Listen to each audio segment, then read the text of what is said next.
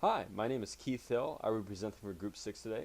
The other members of Group 6 are Nick Naran, John Goodemaker, and David Friedling.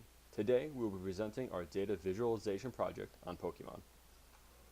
Here, we have our table of contents. Up first, we'll talk about our story synopsis, and then we'll get to our 4 dashboards later. Our story synopsis really began with our group trying to answer the question of who was the best and worst different types of Pokemon, and with the most recent evolution in Pokemon in the form of Pokemon Go, we are not only able to answer the who, but where can we catch these Pokemon. So with that said, our first Pokemon Locadex is going to be focused on how to catch them all, while the latter 3 dashboards are going to be geared toward answering the question how to rate them all. Let's make our way to our Pokemon Locadex. Here we have the Pokemon Locadex. This is broken down into 5 different quadrants. And if we start at the left-hand side, you'll see that this helps us answer the who and where, while the right-hand side helps us capture the when and how. So for this example, we're going to start at the left-hand side, and you'll see that it's a number of Pokemon by country. The data set we use for this captures the number of Pokemon active at one given point in time. So with that said, we're going to use the United States as our example. This is an interactive map, and you can scroll over and see how many Pokemon were active in that country. If we zoom in on the United States and click on it now, you'll see that it's going to focus in on that. And now the dashboard is geared to the United States of America. So with that said, the United States at this given point in time had about 5.5 million active Pokemon. And the top 3 cities in this country with the most number of Pokemon was New York City, Chicago, and Los Angeles, with New York rounding the top at 2.4 million. Within the United States, the most common Pokemon that could be found at this point in time were here. We have Eevee, Magikarp, Pidgey, and others. Now that we answer the who, let's try to answer the when and where. You'll see that now that the Zelda interactive map, which is the average catching temperature, is specifically geared towards cities within the United States. If we hone in, you'll see that New York City is this green circle, and that the average catching temperature was 69 degrees in New York City on this given point in day. If we make our way to the bottom right quadrant, we're going to look at the average catching time within the United States. If I wanted to catch a Pokemon, most likely I would have to do that around 8 o'clock, 2 o'clock in the afternoon, 6 o'clock in the evening, or rounding out the night/early morning of 4 o'clock in the morning. Now if I wanted to wrap this into an example, let's say I'm a Pokemon trainer and I want to try to catch an Eevee. Most likely I would have the high success of doing that if I was in New York City and it was 6 o'clock or later, and if I was around 69 to 70 degrees outside. With this given example, we're now going to make our way to the next dashboard, which is the Pocket Pokemon Guide. Here we have the Pokemon Pocket Guide. Now this whole dashboard is meant for a user to figure out which are the best and worst different types of Pokemon there are out there. With that said, we're going to focus on the first dashboard, which is what are the most common types of Pokemon. As you can see, the most common type of Pokemon is water at 10.4%, while ice is last at 3.1%. If we make our way to the next 2 graphs below, we'll see that this is the distribution of average or median statistics for top 5 different types of Pokemon. Those types are Dragon, Ice, Fighting, Psychic, and Steel. Now, these bar graphs represent attack, defense, special attack, special defense, average health pool, and speed. Now, as you can see, if we want to compare the average and median statistic of Dragon, the average attack is 102.57, while the median attack is 100. If we make our way down to the bottom of the dashboard, we'll see that both of these boxes break down the best type of Pokemon by the strongest overall by median and by average. If you look at the strongest type of Pokemon by median, it is Dragon at 540 points, while on average, it's Steel at 484 points. Now, this whole dashboard is designed for Pokemon trainers to be able to realize what are the best and worst different types of Pokemon.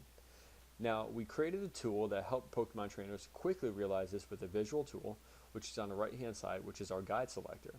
Right now, it's currently set up for Ghost versus the rest of the Pokemon types. Now, this guide selector allows the Pokemon trainer to quickly realize which types are effective against other types of Pokemon. If we went and switched this from Ghost to, let's say, Flying, we'll see that Flying is very effective against Fighting, Bug, and Grass with a 2 average multiplier, while it's not that effective against Electric at a half a multiplier. Now this dashboard will help a Pokemon trainer realize what are the best or worst different types of Pokemon when they're trying to fill out the squad, or what are the appropriate strategies when they're facing certain types of Pokemon. Next, we're going to make our way to the Strength Indicator dashboard. Here we have the Pokemon Strength Indicator. This dashboard is designed to help new players realize who are the best Pokemon based on their attack or defense in the game. If we look at the top and left side, you'll see that we have the top 10 strongest Pokemon based on their attack and defense. As we can see, the Mega Mewtwo Y with 194 basic attack is the highest attack in the game, while Shuckle with the 230 defense is the highest defense in the game. If we go to the right hand side, we also wanted to break down the amount of Pokemon that are in the game within the given types of Pokemon. The largest type of Pokemon by far is Normal with 267 different Pokemon within this type, while Fairy has 50 Pokemon, which makes it the lowest. At the bottom of the page, we'll find a breakdown of all the Pokemon types and a breakdown of the combat statistics, which includes their health power, their attack, their defense, and the overall power rating. We can see that Fire and Dragon types both tie for the highest power rating. Now, if we look at that Dragon with the highest attack, that would be the White Kuron, while the Fire type with the highest attack would be the Mega Charizard Y. On the other spectrum, we have Ghost, Dark, and Bug rounding out for the weakest power. Now, this dashboard can be used as a guide or as an overview for a Pokemon trainer to help determine what are the strongest and weakest Pokemon in combat. This will allow a Pokemon trainer to understand where the Pokemon rank in battle and what would be the appropriate strategy to use in battle. For example, if your opponent plays an electric Pokemon, you know you would want to play a Fire, Dragon, or Grass Pokemon to get the leg up on them. Up next, we have our Pokemon Health Indicator. This whole dashboard was designed to help players pick out the best defensive squad for them. Now, if we start at the top left-hand side, you'll see that it's the average health points by Pokemon type. At the top, we have Dragon with the average health points of 82.73, while at the bottom, the average health points of 56.62. On the right-hand side, we have our strongest and weakest Pokemon types by what we call a power rating. Now, this power rating is a combination between the basic attack, defense, and health points of a Pokemon type. At the top of this, we see that the highest power rating is with Steel with 266, while Fairy is at the bottom with 174. If we now look below to the last graph, you'll see that this graph breaks down Pokemon types of Grass, Water, and Fire, and then numerically we graph out the average speed and average attack of these Pokemon. Now, this is an interactive map because it uses the defense rating currently set between 20 and 46 and visually represents those Pokemon that fall within that range.